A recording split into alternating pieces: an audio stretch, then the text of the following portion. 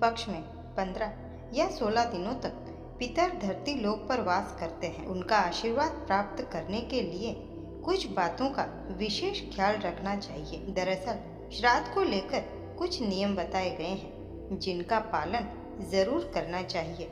ऐसी मान्यता है कि श्राद्ध के कार्यों में कोई भूल या चूक होती है तो पितरों की नाराजगी का शिकार होना पड़ सकता है। पितृपक्ष में पूर्वजों के नाम से उनकी तिथि के अनुसार श्राद्ध कर्म किया जाता है। परिवार में जो कोई भी पितृपक्ष का पालन करता है या पितरों का श्राद्ध करता है, उन्हें इस दौरान सिर्फ सात्विक भोजन ग्रहण करना चाहिए। पितृपक्ष में भूलकर भी तामसिक भोजन जैसे प्याज, लहसुन, मांस, मदिरा आदि का सेवन नहीं करना चाहिए। साथ ही दूध का प्रयोग जितना हो कम से कम करना चाहिए। पितृपक्ष में हल्की सुगंध वाले पुष्प पितरों के नाम से अर्पित किए जाते हैं तथा रोजाना गीता का पाठ किया जाता है। साथ ही इस बात का ख्याल रखें कि आप श्राद्ध करने के लिए किसी से कर्ज आदि न लें। अपने सामर्थ्य के अनुसार ही श्राद्ध करना चाहिए।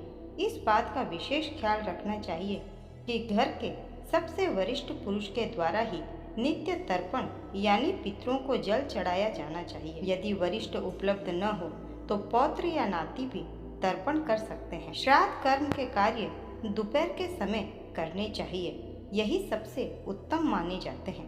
पितृपक्ष में सुबह शाम 2 समय स्नान करके पितरों को याद करना चाहिए। पितरों के तर्पण के लिए सूर्योदय से पहले जूड़ी लेकर पीपल के वृक्ष के नीचे स्थापित करनी चाहिए।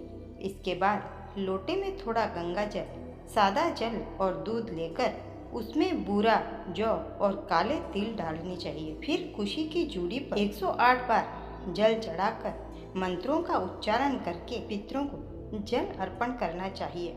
श्राद्ध कर्म के वक्त जब ब्राह्मण को भोजन करवाए उस समय इस बात का ख्याल रखें कि आप खाने के बर्तन दोनों हाथों से पकड़कर ही लाएं। इसके अलावा ये नियम भी है कि ब्राह्मण जब भोजन ग्रहण करे तो वे मौन रहकर ग्रहण करें, क्योंकि जब तक ब्राह्मण मौन रहता है तब तक पितर भोजन ग्रहण करते हैं। साथ ही भोजन परोसने वाले को भी मौन रहना चाहिए। पितरों का श्राद्ध सिर्फ और सिर्फ अपने घर में ही करना चाहिए। दूसरों की जमीन पर उनका श्राद्ध भूलकर भी न करें। श्राद्ध कर्म के कार्यों में ब्राह्मण को भोजन कराने के साथ ही गाय, कौवे, कुत्ते और चींटियों के लिए भी भोजन जरूर निकालना चाहिए और उन्हें खिला देना चाहिए। यह अवधि विवाह, सगाई और अन्य शुभ कार्यों के लिए अशुभ मानी जाती है। इन दिनों में जितना हो सके धार्मिक कार्य करने चाहिए। इससे पितृदेव प्रसन्न होकर शुभ आशीष देते हैं।